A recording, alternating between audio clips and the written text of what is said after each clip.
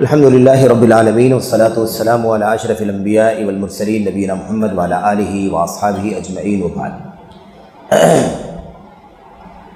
آج کے اس دوسرے سیشن میں چند سوالات ہیں جن پر انشاءاللہ گفتگو کرنی ہے۔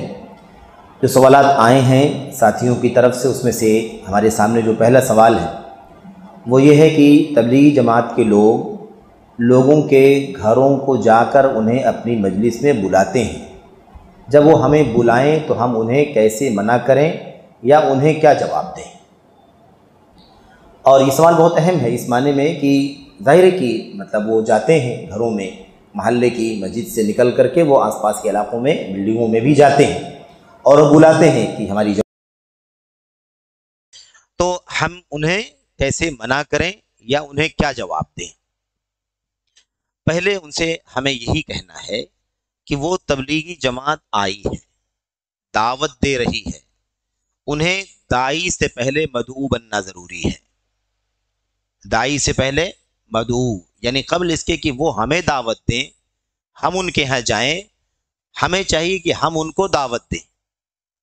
ہم ان کو دعوت دیں، انہیں بتائیں کہ بھائی بہت بہت آپ لوگوں کا شکریہ، آپ تشریف لائے ہیں، فکر مند ہیں دعوت کے لیے۔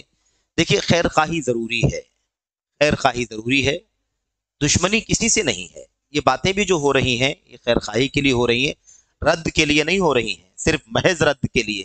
رد باطل کا ہو رہا ہے، رد شرک کا ہو رہا ہے، رد بدعت کا ہو رہا ہے، رد غلط منہج کا ہو رہا ہے۔ تو ہم ان سے کہیں کہ بھائی آپ لوگ محنت کر رہے ہیں، کوشش کر رہے ہیں، لیکن مسئلہ یہ ہے کہ آپ کے یہاں توحید کی دعوت نہیں ہے، سنت کی دعوت نہیں ہے، اس لیے ہم آپ کے یہاں آپ کی دعوت میں شریک نہیں ہو پائیں گے۔ کیا چیز ہے توحید، کیا ہے سنت، کیا ہے راستہ سلف کا، صحابہ کا؟ آپ 2-4 منٹ میں اس کا خلاصہ آپ بتائیں۔ 2-4 منٹ میں آپ تبلیغی جماعت کے اندر جو بدعقیدگی پائی جاتی ہے، تبلیغی نصاب میں فضائل اعمال میں جو واقعات ہیں، بے سر پیر کے جو عقائد کے فساد اس کے اندر موجود ہیں، ان کا سرسری طور پر ذکر کریں کہ دیکھیں آپ کی جماعت، آپ کی تبلیغی نصاب میں یہ بات لکھی ہوئی، یہ واقعہ لکھا ہوا، یہ واقعہ، یہ بات اللہ کی کتاب کی آیت کریمہ سے ٹکراتی ہے، اللہ کے نبی کی سنت سے ٹکراتی ہے۔ یہ وجوہات ہیں جس کی وجہ سے ہم آپ کی جماعت میں، آپ کی تبلیغ کی جماعت جو آئی ہے اس میں ہم نہیں بیٹھ پائیں گے، نہیں شریک ہو پائیں گے۔ دوسری چیز یہ ہے کہ ہم ان کو یہ کہیں کہ آپ جو ہے دعوت کے لیے نکل رہے ہیں، آ رہے ہیں، گھر گھر بھی پہنچ رہے ہیں، اکیلے اکیلے بھی آپ اپروچ کرتے ہیں، گروپ کے ساتھ بھی لوگوں کو آپ اپیل کرتے ہیں۔ محنت تو بہت ہے آپ کے یہاں، لیکن یہ قدم پہلا نہیں ہے، یہ قدم پہلا نہیں ہے۔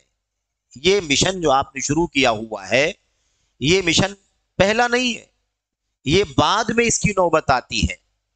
دعوت کا کام تیسرے نمبر پر آتا ہے۔ سب سے پہلے علم حاصل کرنا ہے، خالص توحید کا، خالص سنت کا، صحابہ کے طریقے کا، فہم کا، اور اس کے بعد اس کے مطابق عمل کرنا ہے، پھر دعوت دینا ہے۔ والعصر ان الانسان لفی خسر الا الذین آمنوا وعملوا الصالحات وتواصوا بالحق وتواصوا بالصبر۔ تو ایمان لانا، عمل کرنا، دعوت دینا، دعوت کی راہ میں آنے والی مصیبتوں پر، پریشانیوں پر صبر کرنا۔ تو یہ ہے اصل میں ترتیب۔ آپ دعوت کے لیے نکلے ہیں، جذبہ آپ کا بہت اچھا ہے، لیکن یہ طریقہ اللہ کی کتاب کا نہیں ہے، طریقہ اللہ کے نبی کی سنت کا نہیں ہے، صحابہ کرام کا نہیں ہے۔ طریقہ یہ تھا کہ اللہ کی کتاب کی آیات کو پڑھنا، اس کے ترجمے کو پڑھنا، اس کے معنی کو سمجھنا، اس پر عمل کرنا، اور اس کے بعد پھر اپنے بھائیوں تک اس پیغام کو پہنچانا۔ یہ ہے طریقہ، اور یہ منہج، یہ کیا ہے؟ یہ راستہ ہے اللہ کی کتاب کا، سنت کا، اللہ کے نبی کے صحابہ کا۔ اس سے پہلے بھی اشارہ دوسری مجلسوں میں بھی ہوا ساتھیوں کے بیچ میں کہ یہ سب منہج ہے، اس میں ہم کہیں کہ ایسا کر لینے میں کیا حرج ہے، ایسا کر لینے میں کیا حرج ہے؟ ایک آدمی کو جذبہ ہے تو کیوں نہ کرنے دیا جائے، کرتا ہے تو اس میں برا کیا ہے، بھلائی ہوگا کچھ لوگوں کا۔ یہی مسئلہ پیچیدہ ہے میرے بھائیوں، یہاں اجتہاد کی گنجائش نہیں ہے، اپنی رائے کی، اپنی سوچ کی گنجائش نہیں ہے۔ یہ راستہ ہے، یہ راستہ طے ہے، اس راستے سے ہٹ کر کے ہمیں کوئی کام نہیں کرنا ہے۔ کن فقیہن والی مجلس میں بات آئی تھی کہ وسائل الگ ہیں اور مناہج الگ ہیں۔ یہ وسیلہ نہیں ہے کہ اپنے حساب سے آپ استعمال کر لیں، یہاں وسائل کا استعمال کر رہے ہیں، یہ میں کیمرہ لاؤ، یہ نہیں جم رہا دوسرا کیمرہ لاؤ، یہ مائک لاؤ دوسرا مائک لاؤ، لائیو کرو لائیو، یہ وسائل ہے، ٹھیک ہے، جو مسئلہ ہے تو آپ استعمال کریں، کوئی مسئلہ نہیں اس کے اندر. کتاب سے مناسب ہے تو کتاب سے نشر کریں، تقریر مطلب اسٹیج سے مناسب اسٹیج سے نشر کریں، آن لائن آف لائن جو آپ چاہیں کریں، وسائل ہیں یہ. لیکن منہج نہیں بدل سکتے آپ. دعوت کا ایک منہج ہے، دعوت کا ایک راستہ ہے، اس راستے پر ہی چلنا ضروری ہے. اور وہ راستہ یہی ہے کہ علم پھر عمل پھر دعوت، اسی راستے پر چلنا ہے. اس میں کوئی خلط ملط آگے پیچھے اگر کیا گیا تو کسی بھی صورت میں دعوت اپنی اصلی شکل میں باقی نہیں بچے گی. یہی جماعت تبلیغ ہے. مثال کے طور پر ابھی جو ساتھی نکلتے ہیں یا نکالے جاتے ہیں، ان کو بلا کر لے جایا جاتا ہے، اگر ان کو اسی منہج کے مطابق لگایا جائے تو آپ سوچیں کتنا بڑا خیر عام ہو سکتا ہے، کتنا بڑا خیر عام ہو سکتا ہے. پہلے ان کو ہم نکالیں تو پہلے ہم ان کو توحید کی دعوت دیں، توحید کا یہ علم حاصل کریں، توحید سیکھیں، توحید کے فضائل سیکھیں، دنیا میں اور آخرت میں اس کا انجام، شرک، اس کی مذمت، چھوٹا شرک بڑا شرک، اس کی جتنی شکلیں ہیں، جتنی قسمیں ہیں، مثالوں کے ساتھ شواہد کے ساتھ ساری باتیں سمجھائی جائیں تاکہ وہ ساری چیزوں کو جانیں. اس کے بعد وہ اس کے مطابق عمل کرے، پھر وہ دعوت کا کام کرے تو اللہ تبارک و تعالیٰ کا دین اس کے ذریعے سے صحیح معنوں میں اور اپنی اصلی شکل میں پھیلے گا. لیکن مسئلہ یہی ہے، دعوت کا کام کرو، تبلیغ کا کام کرو، ہے نا، پھیلاؤ، بتاؤ، لے جاؤ، بلاؤ، ساری انرجی ساری کوشش اسی پر لگائی جاتی ہے. علم اللہ کی کتاب کا علم، نبی کی سنت کا علم، اللہ کے نبی کے صحابہ اور تابعین کی سیرت کا بالکل نہیں، اس کا کچھ مسئلہ نہیں. اولیاء بزرگان اولیاء بزرگان اولیاء بزرگان، ہے نا، یہ باتیں کی جاتی، اس سے عقیدت بنائی جاتی ہے، محبت پیدا کی جاتی ہے اولیاء اور صالحین سے. لیکن مسئلہ یہی ہے میرے بھائیوں کہ جو دعوت کے لیے نکلے ہیں ان کے پاس بنیادی علم نہیں ہے، توحید کا علم نہیں، سنت کا علم نہیں. تو جو لوگ ہمارے پاس آئیں ان سے ہمیں اسی طرح سمجھانا ہے کہ بھائی دیکھو، آپ کے یہاں توحید کی دعوت نہیں ہے، آپ کے یہاں شرک کی مذمت نہیں ہے، آپ کے یہاں معروف کا حکم ہے، منکر سے انکار نہیں ہے. تبلیغ جماعت کے 6 اصول ہیں، 6 اصول ہیں، اصول 6 6 اصول ہیں. ان اصولوں میں سے ایک اصول یہ ہے کہ امر بالمعروف کیا جائے، نہی عن المنکر نہ کیا جائے. اور اس کے پیچھے ذہنیت وہی ہے. کون سی ذہنیت؟ ابھی بات چل رہی تھی نا اس سے پہلے سیشن میں کہ توحید کی بات کرو گے تو نفرت پیدا ہوگی، انتشار پیدا ہوتا ہے، اختلاف پیدا ہوتا ہے. سیم وہی چیز اور نیچے آ گئی، برائی کرنے دو، سگریٹ پینے والے کو اس سے منع مت کرو، شراب پینے والے کو اس سے منع مت کرو، سود کھانے والے کو اس سے منع مت کرو، کیونکہ اگر اس پر رکاوٹ پیدا کرو گے تو پھر آپ کے ساتھ نہیں آئے گا، وہ نفرت کرے گا. نماز کے لیے بلاؤ، ذکر کے لیے بلاؤ، دعاؤں کے لیے بلاؤ، تبلیغ کی جماعت کے لیے نکلنے کے لیے کہو، 2 دن 4 روز کے لیے، 2 4 روز 6 روز جو بھی ان کا طریقہ اس کے لیے ان کو لے چلو، یہ کرو، وہ جائیں گے، نماز بھی پڑھیں گے، سب کچھ کریں گے. لیکن اگر آپ کہو گے بھائی یہ بیڑی سگریٹ بند کر دو تو نفرت کرے گا وہ آپ سے. تو اس کی چاہت ہے نا، اس کے عمل ہے، اس پر ٹارچر مت کرو. تو امر بالمعروف کرو، نہی عن المنکر مت کرو، یہ ان کے اصولوں کے اندر داخل ہے. تو اس وجہ سے ہم آپ کے یہاں نہیں آ پائیں گے. آپ اپنی اصلاح کریں، آپ توحید کا سنت کا علم حاصل کریں، شرک کی مذمت اور بدعات کی مذمت کا علم حاصل کریں اور ان اصولوں پر چلیں. دیکھو آپ کی کتابوں کے اندر کتنے بدعقیدگیاں ہیں، اس سے آپ میرے بھائیوں آپ اس سے اپنے آپ کو دور کریں، توبہ کریں، ہے نا. تو ہم آپ کے ساتھ آنے کے لیے تیار ہیں. اپنا ایک واقعہ بتاؤں، حالانکہ تجربات بیان کرنا اپنا طریقہ نہیں ہے، یا آپ بیتی بتانا بھی یہ کوئی طریقہ نہیں ہے، الا کہ کوئی پہلو کہیں افادیت کا ہو. اپنے یہاں اسی علاقے میں گھر کے پاس ہی مسجد ہے، وہاں سے جماعت کے لوگ آئے، گھروں کے اندر آتے جاتے، اپنے یہاں بھی آئے. پرانی بات ہے، 12 14 سال 15 سال پہلے کی اور پہلے کی بات ہے. آئے تو انہوں نے وہی کہا کہ بھائی فلاں فلاں جگہ سے جماعت آئی، آپ چلیے. تو ہم نے موٹی بات کھا لی، ان سے پوچھی، نہیں پتا ان کو. انہوں نے کہا کہ ہم لوگ عقیدہ اور ایمان وغیرہ کے مسائل ہم لوگ نہیں جانتے ہیں، آپ وہاں چلیں گے تو ہمارے پاس وہاں بڑے لوگ ہیں، ہمارے امیر صاحب ہیں، وہ آپ کو بتائیں گے. تو ہم نے کہا کہ امیر صاحب بتائیں گے تو آپ امیر صاحب سے جا کر کے اجازت لے لیجئے کہ میں طالب علم ہوں، میں نے عالمیت کی ہے، میں نے فضیلت کی ہے اور میں دعوت کا ہی کام کرتا ہوں، تو مجھے وہاں ایک درس دینے کی اجازت دیں. 10 15 منٹ 20 منٹ جو بھی وہ چاہیں، مجھے 10 15 منٹ کا درس دینے کی اجازت دیں تو میں بتانے کے لیے آ سکتا ہوں، کیونکہ یہی میں کام ہے میرا، میں طالب علم ہوں، پڑھتا ہوں اور دعوت کا کام کرتا ہوں، تو مجھے وہاں اجازت دیں. تو کہا کہ نہیں، وہ تو امیر صاحب اجازت دیں گے تو ہی آپ آ سکتے ہیں. ہم نے کہا ٹھیک ہے، کوئی مسئلہ نہیں ہے، یہ ساتھی یہاں کھڑے ہیں، آپ 2 لوگ جائیں اس میں سے اور امیر صاحب سے اجازت لے کر کے آئے تو ابھی ہم آپ کے ساتھ چلیں گے اور 10 منٹ 15 منٹ کا درس دیں گے. نہیں راضی, کہا کہ نہیں, ہم لوگ اسی پر مکلف ہیں, یہی ہماری ذمہ داری ہے کہ ہم جا کر کے لوگوں کو بلا کر کے لے کر کے آئیں, ہم یہ کام نہیں کر سکتے, ہم امیر کے حکم کے آگے نہیں جا سکتے. اس طرح سے انہوں نے بات کہی. تو مسئلہ یہی ہوتا ہے. پھر اس کے بعد سے آج تک کبھی بھی جماعت تبلیغ کے بھائی ہمارے دروازے پر نہیں آئے, کہ ان کو پتا چل گیا کہ نہیں, یہ لوگ یہاں پڑھے لکھے لوگ ہیں, یہاں علماء ہیں, یہاں طلباء ہیں, یہاں ہمارا کام نہیں ہے. تو مسئلہ یہی ہوتا ہے میرے بھائیوں. تو ان کو ہم یہ سمجھائیں, اس میں پیغام ہے کہ وہ علم حاصل کریں, اس میں پیغام ہے کہ وہ توحید کو اولیت دیں, سب سے پہلی دعوت توحید کی. پھر ہم نے اسے یہ بھی کہا کہ تو آپ لوگ ماشاءاللہ کتنے سالوں سے جماعت تبلیغ میں ہیں؟ کسی نے کہا 5 سال سے, 10 سال سے, 12 سال سے, کسی نے اور زیادہ, مختلف عمر کے لوگ تھے, 6 7 8 لوگ تھے. تو ہم نے کہا آپ سے ایک مسئلہ اگر کہے تو میں پوچھ لوں. کہا نہیں, مسئلے مسائل ہم لوگ بالکل نہیں جانتے, ہم لوگ پڑھے لکھے تھوڑی نا.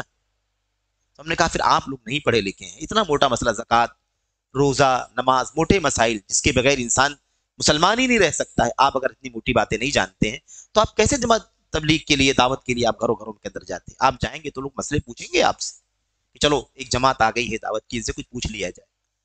بہت جلد وہ وہاں سے رخصت ہو گئے میرے بھائی. تو کہنے کا مطلب یہ ہے کہ یہ طریقہ ان کو سمجھانے کا, بجھانے کا ہے, اور اللہ سے دعا کرنا ہے کہ اللہ تعالیٰ ان کو حق کی توفیق عطا فرمائے. ایسے ہی پھر دوسرا سوال ہمارے سامنے ہے کہ بعض اہل حدیث لوگ تبلیغی جماعت کے دروس میں جاتے ہیں, اور جب انہیں منع کیا جاتا ہے تو وہ کہتے ہیں کہ وہ لوگ صحیح بات ہی بتا رہے ہیں, اس لیے ہم چلے گئے. تو ایسے لوگوں کو کیسے سمجھایا جائے؟ دراصل یہ لا علمی کی بات ہے, حقیقت میں لا علمی کی بات ہے. سادہ لوگ, عوام, نہیں ان کو پتا ہوگا, لا علمی کی وجہ سے وہ ایسا کر رہے ہوں گے, اور انہیں وہی کام ہے کہ ان کو بتایا جائے, ان کو آگاہ کیا جائے.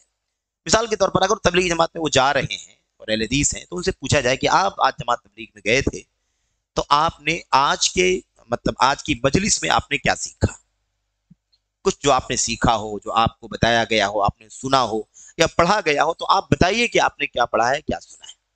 اور پھر اس کے بعد ان کو ان کی باتیں سن کر کے کہ آج یہ باتیں ہوئی, اگر وہ بتا سکتا ہے تو. عام طور پر تو عقیدت کی بنیاد پر لوگ جاتے ہیں, عام طور پر عقیدت کی بنیاد پر لوگ جاتے ہیں, وہ جانتے بھی نہیں ہیں, آپ کو 2 4 باتیں بتا بھی نہیں سکتے ہیں کہ انہوں نے کیا پڑھا ہے, کیا سیکھا ہے. لیکن اگر وہ کچھ باتیں بتاتا ہے تو آپ ان کو سمجھائیے کہ آپ نے یہ واقعہ سنا, آپ نے یہ قصہ سنا, آپ نے یہ بات سنی, اس کے اندر کیا عیب ہے, اس کے اندر عقیدے کا فساد کیا ہے, اس کے اندر صحیح ضعیف کیا ہے, اس کے اندر مطلب درست کیا ہے, بے بنیاد کیا ہے. یہ ساری باتیں واضح کریں تاکہ وہ بصیرت کی روشنی میں اس سے الگ ہو. لیحیی من حی عن بینہ ویہلک من ہلک عن بینہ. جو زندہ رہے وہ دلیل کی روشنی میں زندہ رہے, اور جو مرے وہ دلیل کی روشنی میں مرے. اس کا مطلب کیا ہے؟ آیت کریمہ کا مطلب یہی ہے کہ اس لیے نہیں کہ بس ظاہری نفرت کی بنیاد پر وہ الگ ہو جائے, ظاہری عقیدت کی بنیاد پر جڑ جائے, بلکہ اصول کی بنیاد پر جڑے اور اصول کی بنیاد پر الگ ہو. صحیح اصولوں کی بنیاد پر کام ہو رہا ہے تو جڑے, اور غلط اصولوں پر کام ہو رہا ہے تو اس سے الگ تھلگ ہو جائے.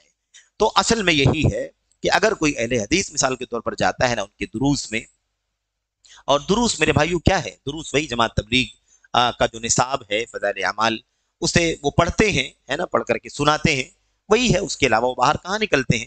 آج کل جو ہے ایک دوسری کتاب بھی ان کے یہاں پڑھی جاتی ہے, منتخب احادیث کے نام سے وہ کتاب پڑھی جاتی ہے, جو حدیثیں صحیح ہیں سند کے ساتھ, اور مطلب وہ حدیثیں اللہ تبارک و تعالیٰ کی, اللہ کے نبی علیہ السلام کی سنت اور صحابہ کرام کے منہج کے مطابق, مطلب جو کچھ اس میں ثابت ہوتا ہے اس کے موافق ہیں, تو اچھی بات ہے, کوئی مسئلہ نہیں ہے.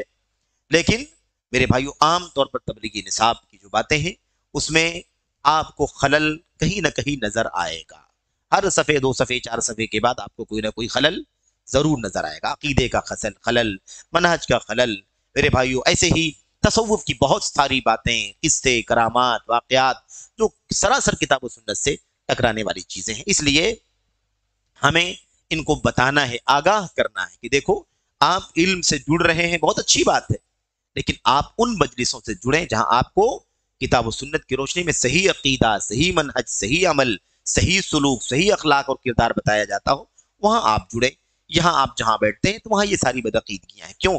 اس لیے کہ یہ ایک ایسی حقیقت ہے کہ جو جن سے زیادہ گھلتا ملتا ہے, ضرور ان سے متاثر ہوتا ہے، متاثر ہوئے بغیر نہیں رہ سکتا، کچھ نہ کچھ ضرور متاثر ہوگا۔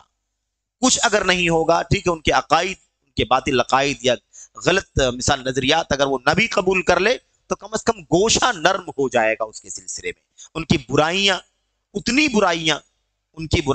بری نہیں لگیں گی جتنی بری وہ ہیں۔ اس لیے یہ بھی بہت بڑا خسارہ ہے کہ انسان کے دل سے شرک کی مذمت کم ہو جائے، شرک کی مطلب قباحت کم ہو جائے، بدعقیدگی کی قباحت کم ہو جائے، یا مثال کے طور پر بے سر پیر کی باتیں، بے دلیل ضعیف موضوع روایات جو باتیں بیان کی گئی ہیں، ان تمام چیزوں کی جو نکارت ہے وہ اس کے دل سے کم ہو جائے۔ یہ بہت بڑا نقصان ہے، بہت بڑا نقصان ہے، اس لیے اس سے بچنے کی ضرورت ہے، اور ایسے ہی لوگوں کو سمجھانا چاہیے۔ تو دلیلوں کی روشنی میں سمجھائیں گے تب لوگ سمجھیں گے کہ ہاں بھائی ہمیں کیا کرنا چاہیے، کیا نہیں کرنا چاہیے۔ نہیں جانا ہے، کیوں نہیں جانا، وجہ کیا ہے؟ ظاہر ہے کہ ہم سے ذاتی کوئی نفرت نہیں ہے ان سے، بلکہ وہ قابل رحم ہیں، قابل محبت ہیں، ان سے ہمیں خیر خواہی ہے، اس لیے ہمیں کوئی نفرت نہیں ہے کہ ان سے ہم دور کریں کسی کو، لیکن یہ اصول ہے، ان اصولوں کی بنیاد پر ہم سے لوگوں کو روکتے ہیں۔ ایسے ہی تیسرا سوال کیا گیا ہے، سوال نمبر 3، اس کے اندر یہ ہے کہ کیا غیر مسلم حکمران اور حکومت کے خلاف بولنا بھی خارجیت ہے؟ دیکھیں، خارجیت کا جو اصل معنی ہے وہ یہی ہے کہ آدمی بغاوت کرے، حاکم کے خلاف نفرت پھیلائے، دشمنی پھیلائے۔ اب اس کا اصل جو اطلاق ہے وہ اسلامی حکومت، مسلم حکمراں، مسلم علماء، مسلمانوں کی جماعت، اس سے اس کا اصل تعلق ہے۔ لیکن جہاں ایک ایسے ملک میں ہم رہتے ہیں جہاں پر اسلامی نظام تو نہیں ہے لیکن ایک جمہوری نظام کے تحت مسلمانوں کو ان کے دین پر، ان کے عقیدے پر، ان کی تعلیم و تربیت پر، ہے نا، ایسے ہی ان کے کہہ لیجئے کہ دینی مراکز، مساجد ہیں، مدارس ہیں وغیرہ، ان سب پر چلنے، قائم کرنے، ہے نا، تعلیم تربیت کا نظام چلانے، ان تمام چیزوں کی جمہوری بنیاد پر اجازت ہے۔ ایسے ملکوں میں اگر مسلمان مثال کے طور پر اس ملک کے قانون اور نظام اور کانسٹیٹیوشن کے مطابق چل کر کے اپنی باتیں نہیں رکھیں گے بلکہ جارحیت کا راستہ اختیار کریں گے، اچھا، اور ایسے ہی جو ذمہ داران ہیں ان ذمہ داران کا اپنا ایک مقام ہے، گرچہ وہ غیر مسلم ہیں، گرچہ وہ جمہوری ملک کے ذمہ دار ہیں، لیکن وہ ایک منصب پر ہیں، اس منصب کا اپنا ایک مقام ہے، اس منصب کا اپنا ایک وقار ہے۔ ایسے بھی نبی کریم صلی اللہ علیہ وسلم نے کیا فرمایا ہے؟ انزل الناس منازلہم، ہر ایک کو، لوگوں کو اس کا اپنا مقام دو۔ ہم اگر مسلمان ہیں، مثال کے طور پر کوئی کسی اور دھرم کا کوئی بڑا آدمی آئے، کوئی ان کا مثال کے طور پر پیشوا آئے، کوئی صدر آئے، یا مثال کے طور پر کوئی سیاسی مطلب اونچے مقام اور منصب کا آدمی آئے، تو کیا اسلام ہمیں ان کی تکریم کرنے کا حکم نہیں دیتا ہے؟ اسلام ان کی تکریم کرنے کا حکم دیتا ہے، اس کی شائن شان، اس کی تکریم ہونی چاہیے، اس کو جو درجہ ہے اس کا وہ درجہ اسے دینا چاہیے، یہ اسلام کا حکم ہے، یہ اسلام کا حکم ہے۔ اس لیے اس میں اصولی طور پر بھی ہمیں جان لینا چاہیے کہ یہ کوئی دین نہیں ہے کہ کسی دوسرے دھرم یا کسی دوسرے مذہب یا کسی دوسرے فکر کے آدمی کی ہم تنقید کریں، اس کی بے عزتی کریں۔ اس کی سب سے بڑی دلیل تو یہ ہے، سب سے بڑی دلیل یہ ہے میرے بھائیوں کہ قرآن کریم اللہ تبارک و تعالیٰ فرماتا ہے وَلَا تَسُبُّوا الَّذِينَ يَدْعُونَ مِن دُونِ اللَّهِ فَيَسُبُّوا اللَّهَ عَدْوًا بِغَيْرِ عِلْمٍ، جو لوگ اللہ تبارک و تعالیٰ کے سوا کو پکارتے ہیں تم انہیں برا بھلا مت کہو، ورنہ وہ لا علمی اور جہالت کی وجہ سے نفرت اور دشمنی کی بنیاد پر وہ اللہ تبارک و تعالیٰ کو برا بھلا کہیں گے۔ اب اگر ہم تنقید کرتے ہیں، توہین کرتے ہیں، بے عزتی کرتے ہیں کسی اپنے ملک کے حاکم اور حکمراں اور ذمہ دار جو کسی اونچے منصب پر فائز ہے یا اپنی حیثیت سے چھوٹے منصب پر بھی فائز ہے، اگر ہم اس کی تنقید کرتے ہیں، اس کے خلاف لوگوں کو اکساتے ہیں، ابھارتے ہیں، ایک دشمنی اور نفرت کا ماحول کھڑا کرتے ہیں، تو آپ بتائیے کہ کیا وہ ہم سے، ہمارے دین سے، ہمارے نبی سے، ہمارے علماء سے، ہماری جمعیتوں سے، ہماری کارکردگی سے کیا محبت کرے گا وہ؟ تو یہ نفرت کا ماحول بنانے کا کام ہم خود کرنے والے ہیں۔ اللہ کے نبی نے فرمایا اپنے والدین کو گالی نہ دو۔ صحابہ نے پوچھا اللہ کے نبی کوئی آدمی اپنے باپ کو، اپنی ماں کو گالی کیسے دے گا؟ اللہ کے نبی نے فرمایا وہ دوسرے کی ماں باپ کو گالی دے گا اور وہ پلٹ کر کے تمہاری ماں باپ کو گالی دے گا۔ تو گالی دینے والے ہم ہی تو بنے کہ نہیں بنے؟ تو مسئلہ یہ پیچیدہ ہے کہ ٹھیک ہے خارجیت کا جو اصل اطلاق ہے، اصل جو اس کی اصطلاح ہے، ٹھیک ہے مسلم حکمران کے خلاف بغاوت کرنے کی بات ہے، لیکن ہم جس ملک میں رہتے ہیں اس ملک میں ہمیں اسلام اور مسلمانوں کو اور ہمارے دین کو، ہماری تعلیم و تربیت کو، ہمارے عبادات کو، ہمارے مذہبی امتیازات کو، تشخصات کو برتنے کی قانونی پرمیشن ہے۔ تو ہم ایک قانون کی بنیاد پر اس ملک کے اندر اپنے دین پر عمل کر رہے ہیں۔ اب ہمیں ہمارا دین اس بات کی تعلیم دیتا ہے کہ اکسانا، ابھارنا، بھڑکانا، نفرت پیدا کرنا، دشمنی پیدا کرنا، کسی کی بے عزتی کرنا، سوشل میڈیا پر لکھنا، بولنا، یا مثال کے طور پر کوئی اور جتھا بندی ایسی کرنا جو ملک کی سالمیت کے لیے خطرناک ہو، امن و امان کو پارا کرنے والی چیز ہو، یا اسلام سے دشمنی، مسلمانوں سے دشمنی پیدا کرنے کا سبب بنے، یہ بھی خارجیت کی ایک شکل ہے۔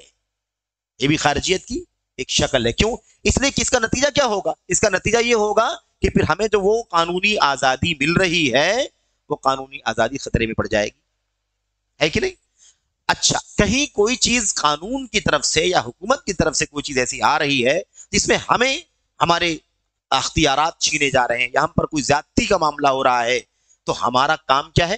ایک کانسٹیٹیوشن ہے، ایک نظام ہے، اس میں سب کے حقوق ہیں، اس میں سب کے اپنے رائٹس ہیں، اور اپنی باتیں پیش کرنے، منوانے، اپیل کرنے کے لیے ہمیں اختیار ہے، ہمارے پاس کورٹس ہیں، ہمارے پاس ڈپارٹمنٹ ہیں، ہم ان تک پہنچ کر کے ایک مطلب قانونی طور پر ہمیں چاہیے کہ ہم اس چیز کو ریز کریں اور اپنی بات پیش کریں، اپنا مطالبہ رکھیں، میمورنڈم دیں۔ یہ طریقہ ایک قانون کا، نظام کا طریقہ ہے۔ مسئلہ کیا ہے کہ بد نظمی پورے دین میں کہیں بھی نہیں ہے۔ بد نظمی، عشوائیت، یعنی کیا مطلب؟ کوئی نظام نہیں، کوئی سسٹم نہیں، عشوائی، اتھل پتھل، جو جہاں چاہا جیسے چاہا، جو ایکشن کرنا چاہا ایکشن کرنا شروع کر دیا۔ اس کی شریعت میں کہیں گنجائش نہیں۔ شریعت تو نظام سکھاتا ہے نا؟ شریعت، اللہ اسلامی شریعت نظام سکھاتی ہے، اللہ کا دین ہمیں ایک سسٹم سکھاتا ہے۔ تو ہمیں چاہیے کہ ہم کیا کریں؟ ہمیں چاہیے کہ ہم ایک قانون کے دائرے میں رہ کر کے کوئی کام کریں۔ اس کا فائدہ ہمیں ہوگا، ملک کو ہوگا، وطن کو ہوگا، اور سب لوگ اپنے اپنے دین پر عافیت کے ساتھ، امن کے ساتھ، سلامتی کے ساتھ عمل کر سکیں گے۔ اس کے علاوہ اگر ہم نے جارحیت کا، نفرت کا، دشمنی کا، بغاوت کا، اس کے خلاف اکسانے کا راستہ اختیار کیا تو اس کا نقصان ہم کو، ہمارے اسلام کو، ہمارے دین کو، ہماری مسجدوں کو، ہمارے مدارس کو، ہماری جو بھی اسلامی ایکٹیویٹیز ہیں اس پر ہی پڑنے والا ہے۔ سمجھ رہے ہیں نا؟ یہ چیز ہے، تو ہمیں اس بات کو سمجھنا ضروری ہے۔ تو میں یہ نہیں کہتا کہ خارجیت کی اصل جو اصطلاح ہے اس کے اندر یہ ساری تفصیلات داخل ہیں، سمجھ رہے ہیں نا؟ لیکن خارجیت کے معنی کے اندر یہ شامل ہے، اس کے اندر یہ معنی بھی شامل ہے۔ کیوں؟ اس لیے کہ ایسا کرنے میں اپنے دین کے پیشواؤں کی بھی مخالفت ہے۔ مسلمان کو چاہیے کہ وہ کیا کرے؟ اپنے بڑوں کے پیچھے چلے، اپنے قائدین کے پیچھے چلے۔ مسلمانوں کی ایک جماعت ہے، مسلمانوں کا ایک نظام ہے، گرچہ اس کے اندر بہت سارے فرقے ہیں، بہت ساری پارٹیاں ہیں، تو سب ٹھیک ہے، سب اپنے اپنے لوگوں سے جڑے رہیں، ان کی ہدایات، ان کی رہنمائیاں، ان کی تعلیمات کی روشنی میں، ان کی رہنمائیوں کی روشنی میں، ہے نا، اپنی باتیں پیش کریں۔ وہ پڑھے لکھے لوگ ہیں، سمجھدار لوگ ہیں، تجربے کار لوگ ہیں، ان کی پہنچ ہے، وہ ہماری مشکلات کو ذمہ داروں تک ایک نظام کے تحت پہنچائیں گے۔ کیونکہ ہر صورت میں آپ جان لیجئے کہ اسلام بدنظمی نہیں چاہتا ہے۔ آخر کیوں کہا اسلامی حکمرانی کے اندر اللہ کے نبی نے کیوں فرمایا کہ اپنے حاکم کی عزت کرو، اس کی بات کو مانو، چاہے وہ تم پر ظلم کرے، تمہارے پیٹ پر ناحق کوڑا برسائے، تمہارا مال چھین لے، تب بھی تم ان کی اطاعت سے ہاتھ مت کھینچو۔ سمجھ رہے ہیں کہ نہیں؟ کیوں؟ اس لیے کہ اسلام ہر صورت میں دنگا، فساد، انتشار نہیں چاہتا ہے۔ اسلام چاہتا ہے کہ اس پر بھی اگر تم صبر کرو گے تو فائدہ ہی ہوگا، کیونکہ اتنی بنیاد پر اگر تم بغاوت کا جھنڈا اٹھا لو گے تو پھر خوریزی ہو جائے گی، پورا ملک بے امنی میں چلا جائے گا۔ تو یہ پہلو یہاں موجود ہے کہ نہیں موجود ہے؟ اچھا، آج دنیا کے اندر کتنے ممالک ہیں جو مطلب پورے طور پر اسلامی نظام پر چل رہے ہیں؟ تو پھر یہ سارا معاملہ خارجیت کا صرف ایک ملک میں لے جا کر کے رکھو گے؟ آخر پوری دنیا میں مسلمان بستے ہیں تو مسلمان کیسے اسلام پر چلے؟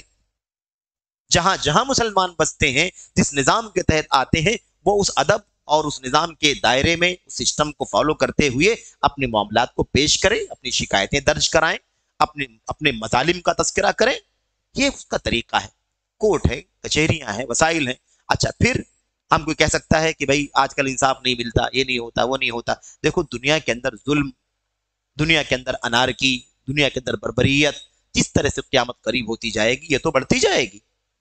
اب ہمارا امتحان بھی تو ہے نا کہ ہم ان سب کے باوجود بھی اپنے دین پر کیسے جمے رہتے ہیں، توحید پر کیسے قائم رہتے ہیں، سنت پر کیسے قائم رہتے ہیں، آخری دم تک جتنا ہم سے مشکل ممکن ہے اپنے دین پر کیسے اپنے آپ کو رکھ سکتے ہیں باقی.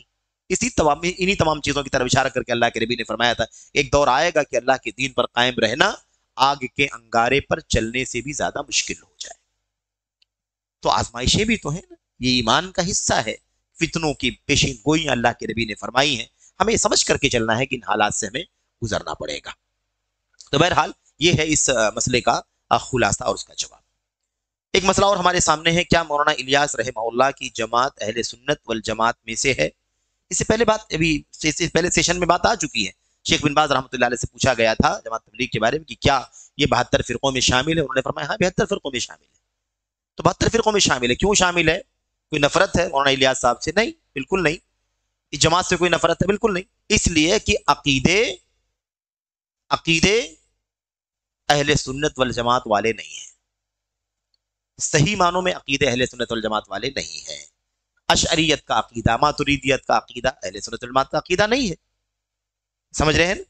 تصوف سلسلے چاروں ہے نا، چشتی، قادری، نقشبندی، سہروردی، ان کی جو عقائد ہیں یہ عقائد شرک پر مبنی ہے نا، مطلب کفر پر مبنی ہے، بدعات پر مبنی ہے. عقیدے کی مطلب عقیدے کیا کہتے ہیں، عقیدے کو برباد کرنے والی بدعات پر مبنی ہے. فسق والی بدعات تو خیر بہت ساری ہیں. اب آپ بتائیے کہ عبد القادر جیلانی کو اللہ کہنے کا عقیدہ، اس سے بڑا شرک ہو سکتا ہے کچھ؟ جماعت دیوبند کے، جماعت تبلیغ ہی کے وہ بڑے عالم ہیں امداد اللہ مہاجر مکی، وہ شیخ عبد القادر جیلانی کو الوہیت کے مقام پر سمجھتے ہیں، اس لیے اہل سنت والجماعت میں سے نہیں ہے. اہل سنت والجماعت یعنی سنت پر چلنے والا، جماعت صحابہ کے مشن پر ڈٹے رہنے والا، یہ ہے مسئلہ. آپ بتائیے کہ غیر اللہ کسی بھی اللہ کے سوا کی الوہیت کا عقیدہ دنیا کا بدترین عقیدہ ہے کہ نہیں عقیدہ ہے؟ آپ بتائیے. دو فساد، اس واقعے میں 2 فساد تھا. اس میں انہوں نے کیا کہا تھا کہ عبد القادر جیلانی یہ مرتبہ درجہ الوہیت پر فائز ہیں اور معین الدین چشتی مرتبہ عبدیت پر فائز ہیں، یعنی گویا بندے ہیں اور وہ اللہ ہیں، نعوذ باللہ. تو عبد القادر جیلانی کو اللہ کہنا شرک سے بدترین شرک ہے کہ نہیں شرک؟ اور عبد القادر جیلانی کا بندہ خواجہ معین الدین چشتی کو کہنا، معین الدین چشتی اللہ کے بندے ہیں کہ عبد القادر جیلانی کے بندے؟ شرک در شرک ہے، بدعقیدگی در بدعقیدگی ہے. تو اہل سنت جماعت میں سے کیسے مان لیا جائے بتائیے. تو یہ مسائل بہت پیچیدہ ہیں، بہت بھاری بات ہے، سننا بہت مشکل ہے کہ کسی جماعت کے بارے میں کہا جائے کہ اہل سنت والجماعت میں سے نہیں ہے. لیکن یہ اللہ کی کتاب ہے، یہ اصول ہیں، ان اصولوں سے کوئی بھی سمجھوتا نہیں کیا جا سکتا ہے. بہرحال اس کے علاوہ ہمارے سامنے ایک آخری سوال یہ ہے کہ جماعت اور فرقے میں کیا فرق ہے؟ جماعت اور فرقے میں کیا فرق ہے، اس کا جواب اگلے والے سوال میں ہے. جو سوال آگے آ رہا ہے تفصیل سے آ رہا ہے کہ جب فرقہ کسے کہتے ہیں، حزب کسے کہتے ہیں، پارٹی کسے کہتے ہیں، ٹولی گروہ ہے نا کس کو کہتے ہیں، اور اصل جماعت کسے کہتے ہیں، اس کا تذکرہ اس میں آ رہا ہے. اس لیے اس سوال کا جواب یہاں پر چھوڑ دیتے ہیں کیونکہ تفصیل سے وہ چیزیں آگے آ رہی ہیں. اگلا ہی سوال یعنی اگلی مجلس کے پہلے سیشن میں وہ سوال اور جواب سب آ رہا ہے انشاءاللہ تبارک تعالی. جی بولیے.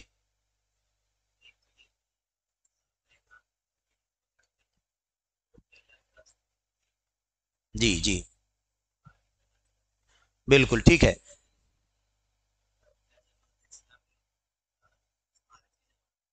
بے شک ٹھیک ہے. دیکھیے 2 سوال اور بھی ہیں اور اس پر ہم اختتام کریں گے. پہلا سوال تو یہ ہے، کیا سوال تھا؟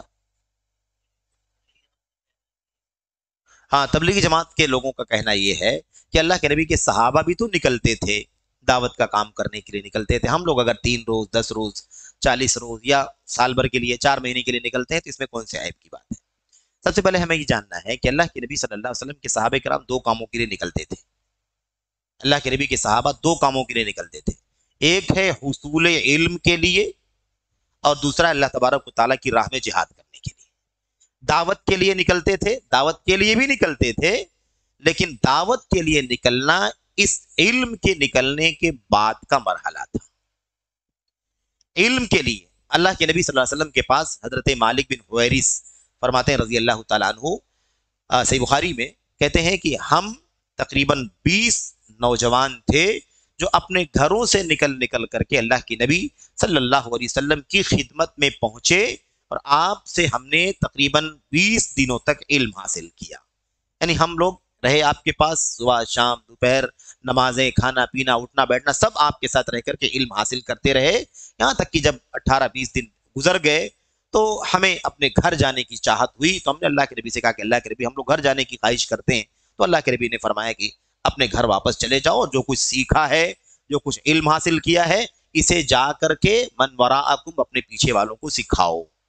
جب نماز کا وقت ہو جائے تو تم میں سے کوئی اذان دے دے, اور جب اس کے بعد تم میں سے جو بڑا ہو وہ نماز کی امامت کرا دے. اور اسی کے بعد اللہ کے نبی نے فرمایا تھا صلو کما رأیتمونی اصلی, ایسے ہی نماز پڑھو جیسے تم نے مجھے نماز پڑھتے ہوئے دیکھا. یہ اسی حدیث کے اندر ہے, یہ جو حدیث مشہور ہے نا, یہ اسی حدیث کا حصہ ہے.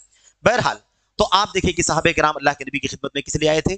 علم حاصل کرنے کے لیے آئے, علم حاصل کرنے کے لیے آئے. تو اللہ کے نبی کے صحابہ علم حاصل کرنے کے لیے نکلا کرتے تھے, صحابہ کے پاس جایا کرتے تھے, چھوٹے صحابہ بڑے صحابہ کے پاس جایا کرتے تھے, بڑے بڑے مطلب ہر شخص اپنے سے بڑے سے علم حاصل کرنے کے لیے جایا کرتا تھا.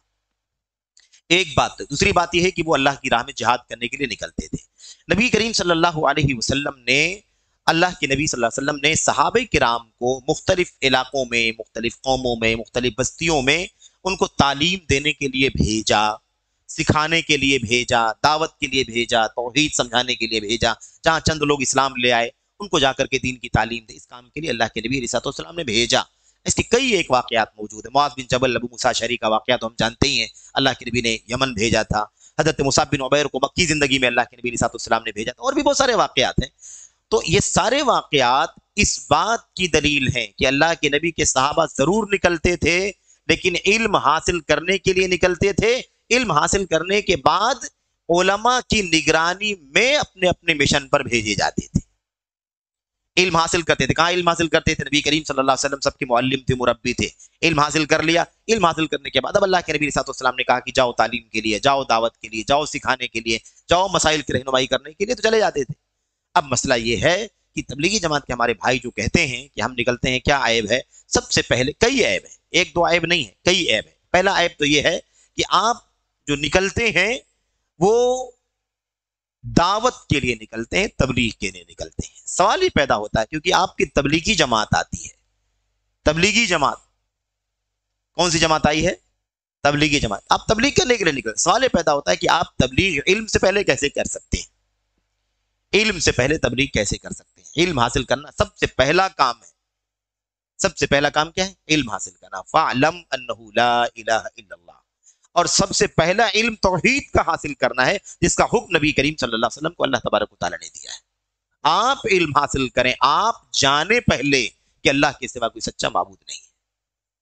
اساس ہی نہیں درست ہے.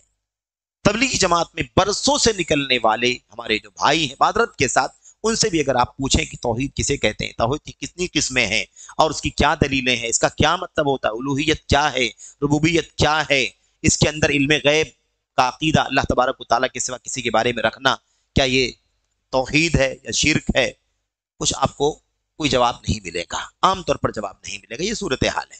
دوسری بات یہ ہے کہ ان جماعتوں کے بیچ میں علم والوں کا فقدان ہوتا ہے. عام طور پر علم والے نہیں ہوتے. ارتھ جو علماء ہیں, جو نکلتے بھی ہیں, بعض جو علماء ہوتے ہیں پڑھے لکھے لوگ, ان کا مسئلہ بھی یہ ہے کہ وہ انہی عقائد کے حامل ہوتے ہیں جو اشعریت کا عقیدہ ہے, ماتریدیت کا عقیدہ ہے, اور تصوف کے سلسلوں سے جڑنے والے لوگ ہیں. وہ بھی توحید و سنت کی صحیح تعلیم اپنے بھائیوں کو نہیں دیتے. تو آپ بتائیے کہ بھلا یہ نکلنا کیسے اللہ تبارک و تعالیٰ کی رضا کی راہ میں نکلنا ہو سکتا ہے؟ من سلک طریقا یلتمس فیہ علما, جو اللہ کی راہ میں علم حاصل کرنے کے لیے نکلتا ہے, اللہ تبارک و تعالیٰ اسے جنت کے راستے پر چلاتا ہے. صحابہ علم کے لیے نکلتے تھے اور علم حاصل کرنے کے بعد اپنے ذمہ داروں کی رہنمائی میں، ان کی ہدایات کی روشنی میں مختلف مشن کے لیے وہ کام کرنے کے لیے جاتے تھے. ایک بات ہے. دوسری بات یہ ہے کہ تبلیغی جماعت کے لوگوں نے ان کے یہاں ایک ہی نصاب مقرر ہے. ایک ہی نصاب مقرر ہے. یعنی ایسا نہیں ہے کہ یہ فرسٹ کلاس ہے جس میں یہ پڑھی جا رہی ہے، یہ باتیں پڑھی جا رہی ہیں، اگلی کلاس میں یہ بات پڑھی جائے گی، اس کے بعد تیسری کلاس میں اگلے تیسرے مرحلے میں یہ پڑھا جائے گا. ایسا کچھ نہیں ہے. وہی تبلیغی جماعت کی کا جو نصاب ہے ہمارے بھائی اسی کو پڑھتے ہیں، اور اس میں عقیدے توحید کی کوئی تعلیم نہیں ہے. شرک کی مذمت، بدعات کی مذمت، جو بنیاد ہے دین اسلام کی، اس کا چیپٹر ہی نہیں ہے. تو برسہ برس بھی رہنے کے باوجود وہ عقیدہ نہیں جان پاتے. ایسا نہیں ہے کہ ابھی 4 مہینے کے لیے 6 مہینے کے لیے علم حاصل کر رہا ہے تو اگلی بار معلومات ہو جائے گی. برسہ برس رہتے ہیں، ان کو علم توحید کا، سنت کا علم حاصل نہیں ہوتا ہے. یہ مسئلہ ہے. اور پھر مسئلہ یہ ہے، تیسرا مسئلہ یہ ہے کہ توحید کا علم ان کے یہاں کیوں نہیں ہے؟ اس لیے کہ وہ، اس لیے نہیں کہ نصاب میں شامل نہیں کیا گیا ہے توحید کا چیپٹر، شرک کی مذمت کا چیپٹر، سبق اس کا جو باب ہے وہ شامل نہیں کیا گیا، اس لیے نہیں پڑھتے ہیں. اس لیے کہ نظریہ چھپا ہوا ہے کہ عقیدے کی بات کرنے سے، توحید کی دعوت دینے سے انتشار پیدا ہوتا ہے. توحید کی دعوت سے انتشار پیدا ہوتا ہے، اس لیے وہ توحید کی دعوت دینا نہیں چاہتے. تو یہ سب سے بڑا مسئلہ. اس لیے خلط ملط نہیں ہونا چاہیے. صحابہ کا نکلنا الگ تھا اور جماعت کے ہمارے بھائیوں کا نکلنا الگ ہے. صحابہ علم کے لیے، علم توحید کے لیے، علم سنت کے لیے، حلال و حرام کو سیکھنے کے لیے نکلتے تھے، اور اس کے بعد نکل کر کے آتے تھے تو اپنے علم کو اپنے بھائیوں تک، گھر والوں تک، محلے والوں تک، پڑوسیوں تک پہنچاتے تھے. اور جب اللہ کے نبی علیہ السلام کا اعلان ہوتا تھا تو اللہ کے نبی علیہ السلام کے ساتھ میدان جہاد کے لیے بھی نکلتے تھے. ایک بھی مثال پوری سیرت میں صحابہ کے دور میں نہیں مل سکتی ہے کہ کسی نے جہالت کی بنیاد پر دعوت کا کام کیا ہو، علم حاصل کیے بغیر دعوت کا کام کیا ہو. ایک بھی مثال آپ کو نہیں ملے گی. تو یہ خلط ملط ہے، خلط مبحث، یعنی اس کو اس سے ملانا یہ بالکل درست نہیں ہے. نکلنا صرف نہیں ہے، نکلنا اصطلاحی نکلنا ہے، علم کے ساتھ نکلنا ہے، علم حاصل کرنے کے لیے نکلنا ہے، علم حاصل کرنے کے بعد تب عمل کر کے اس پر اس کی دعوت دینے کے لیے نکلنا ہے. پھر آگے مرحلے میں جا کر کے اللہ کی راہ میں، ہے نا، اللہ کی راہ میں نکلنا ہے. تو کہنے کا مطلب یہ ہے کہ یہ خلط ملط ہے، ایسی کوئی بات نہیں ہے. دونوں باتیں الگ الگ ہیں. صحابہ نکلتے تھے لیکن ان کا نکلنا ایسا تھا، اور ہمارے بھائی نکلتے ہیں، ان کے نکلنے کا معاملہ یہ ہے. آخری جو ایک سوال اور کیا گیا تھا جماعت اسلامی کے بارے میں کہ جماعت اسلامی کیا خارجی جماعت ہے؟ جماعت اسلامی خارجی جماعت ہے یا نہیں ہے، اس کی پوری تعلیم ہمیں، اس کی پوری معلومات ہمیں اس جماعت کے سرکردہ لوگوں کی تحریروں میں مل جائے گی. اس جماعت کے سرکردہ لوگوں کی کتابیں اگر پڑھی جائیں گی تو آپ کو معلوم پڑ جائے گا. آپ کو معلوم پڑ جائے گا. آپ سرسری طور پر میں خالی اشارہ کروں آپ کے سامنے کہ مثال کے طور پر جماعت اسلامی کی جو بانی ہے مولانا مودودی صاحب رحمۃ اللہ علیہ، مولانا مودودی صاحب کی جو کتابیں ہیں مثال کے طور پر، اس میں ان کے نظریات آپ دیکھیں. پھر اس جماعت سے جو بہت سارے لوگ وابستہ ہوئے ان کی کتابوں کو آپ پڑھیں، سید قطب کی کتابوں کو پڑھیں، حسن البنا کی کتابوں کو پڑھیں، یا اور بھی جو لوگ ان سے جڑنے والے لوگ ان کی کتابوں کو پڑھیں، تو آپ کو معلوم پڑ جائے گا کہ خارجی جماعت ہے کہ نہیں ہے، خارجی جماعت ہے کہ نہیں ہے. ان کے عقیدے کے اندر، ان کی تحریروں میں، ان کے مزاج میں یہ خروج کا ماحول بنایا جاتا. سب سے پہلی بات یہ ہے کہ ان کا سوچنا یہ ہے کہ اسلامی حکومتیں جو چل رہی ہیں وہ مسلمان حکومت ہے ہی نہیں. مثال کے سعودی حکومت چل رہی ہے، اس کو کہتے ہیں کہ اسلامی حکومت ہے ہی نہیں. باقاعدہ کتابوں میں لکھتے ہیں کہ پورے روئے زمین پر کوئی ایک بھی اسلامی حکومت نہیں ہے. جزیرے عرب کے قلب میں، اس کے دل پر 1 صدی سے توحید و سنت کی حکومت قائم ہے. یہ کیا ہے؟ تو آپ ان کو مسلمان نہیں سمجھ رہے ہو، اسی لیے ان کے خلاف بغاوت کرنے کی بات کر رہے. کہتے ہیں مسجدوں کی میناروں سے جو تکبیر کی آوازیں بلند ہو رہی ہیں، اس سے مروب ہونے کی ضرورت نہیں ہے، ان کے دل ایمان سے خالی ہیں. خارجیت ہے کہ نہیں خارجیت؟ صرف یہ اشارہ ہے. 1 سے 2 سوال کے بعد انشاءاللہ تبارک و تعالیٰ بہت تفصیل سے گفتگو ہونے والی ہے انشاءاللہ تبارک و تعالیٰ ان سارے موضوعات پر. اور جتنے مطلب سرکردہ مطلب کہہ رہیے مصنفین ہیں، لکھنے والے ہیں یا جماعتوں کی ذمہ داران ہیں، ان کی تحریروں کی روشنی میں، ان کے اقتباسات کی روشنی میں، ان کی کتابوں سے، ان کی کیسٹوں سے ساری اقتباسات انشاءاللہ آپ کے سامنے آئیں گے اور بات واضح ہو جائے گی کہ ان کا نظریہ کیا ہے۔ تو بہرحال مسلمانوں کو اسلام سے خارج کرنے کا نظریہ، مسلمانوں کو اسلام کے راہ، اسلام میں مسلمانوں کو اسلام پر چلنے والا نہ ماننا، یہ خروج کی پہلی بنیاد ہے۔ خروج یہی نہیں ہے کہ ہتھیار اور تلوار اور فلاں فلاں چیزیں لے کے نکل جایا جائے۔ خروج کی جڑیں اور پہلیں، علامہ ابن عثیمین رحمۃ اللہ علیہ نے کہا تھا کہ جو ہتھیار کے ساتھ جس نے خروج کیا، اس نے بعد میں خروج کیا، پہلے اس نے زبان اور نظریے کے ساتھ خروج کیا۔ نظریے اور فکر کا خروج پہلے ہوتا ہے، پھر زبان کا خروج ہوتا ہے، پھر اس کے بعد ہتھیار کا خروج ہوتا ہے۔ تو یہ چیز ہے اصل میں بہت خطرناک نظریہ ہے یہ۔ اب مثال کے طور پر آج بھی وہ اسلامی حکومت قائم، دینی اقامت دین قائم کرنے کی بات صبح شام کرتے ہیں۔ دین قائم کرنا ہے، دین قائم کرنا ہے، دین قائم کرنا ہے، حکومت الہیہ قائم کرنی ہے، حکومت الہیہ قائم کرنی ہے، دین قائم کرنا۔ دین کیا ہے جسے قائم کرنا ہے، اور اللہ کی حکومت کیا ہے جسے قائم کرنا ہے؟ کوئی ڈیفائن کر کے بتائے کہ یہ کیا ہے اللہ کی کتاب میں، نبی کی سنت میں۔ کیا اس کام میں توحید سے پہلے بھی کوئی چیز ہے؟ اللہ کے نبی محمد الرسول اللہ صلی اللہ علیہ وسلم جب آئے تو آپ نے سب سے پہلی دعوت کیا لوگوں کے سامنے پیش کی؟ قولوا لا الہ الا اللہ تفلحوا۔ اللہ کی توحید، نہ نماز، نہ روزہ، نہ حج، نہ زکوٰۃ، نہ قربانی، نہ کچھ نہیں، صرف اور صرف شروعات کہاں سے کی؟ توحید کی۔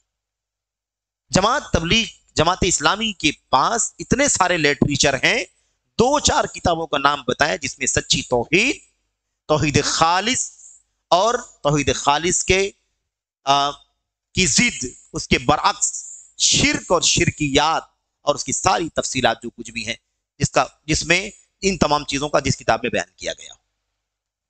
یہ جماعت لٹریچر کی جماعت کہلاتی ہے۔ ان کے پاس بہت مٹیریل ہے، بہت لٹریچر ہے، دنیا بھر کے لٹریچر ہے، لیکن ان کے پاس آج تک اسلام کی سچی شرح موجود نہیں ہے جس کی شروعات توحید خالص سے ہوتی ہے، سنت صحیحہ سے ہوتی ہے۔ تو یہ واحد جماعت ہے میرے بھائیوں، توحید و سنت کا مشن، سلف صالحین کے راستے کا مشن لے کر کے چلنے والی جماعت اہل حدیث، جو الحمدللہ پوری دنیا میں واحد جماعت ہے جو اس کو عملی طور پر بھی برت رہی ہے۔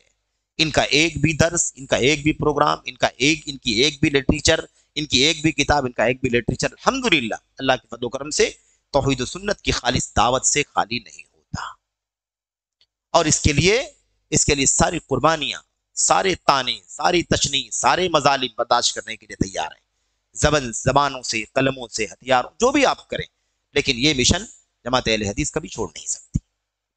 تو بہرحال یہ ہے حقیقت، ساری تفصیلات انشاءاللہ تبارک و تعالیٰ آئیں گی، جلدی نہ کریں، بہت سارے مسائل ایسے ہیں جو آ رہے ہیں آگے، اس لیے سرسری طور پر یہ چند باتیں۔ اللہ سے دعا ہے کہ اللہ تبارک و تعالیٰ ہمیں اور آپ کو ان نئے راستوں سے، جدید راستوں سے واقف ہونے کی، اس کی حقیقتوں کو جاننے کی اور اس سے بچنے کی توفیق عطا فرمائے، اور ان راستوں پر چلنے والے جو ہمارے بھائی ہیں، اخلاص کے ساتھ اور ہمدردی کے ساتھ، خیرخواہی کے ساتھ، انہیں ان راستوں سے نجات دلا کر اس راہ پر جو سلف کا راستہ ہے، کتاب کا، سنت کا، صحابہ کا، تابعین کا راستہ ہے، اس راستے پر لانے کی توفیق عطا فرمائے، تاکہ اللہ تعالیٰ دنیا میں بھی عزت عطا فرمائے اور آخرت میں بھی اللہ تبارک و تعالیٰ اپنی جنت سے، اپنی رضامندی سے نوازے۔ آمین رب العالمین، وصلی اللہ وسلم وبارک علی نبینا محمد وعلی آلہ وصحبہ اجمعین۔ السلام علیکم ورحمۃ اللہ وبرکاتہ۔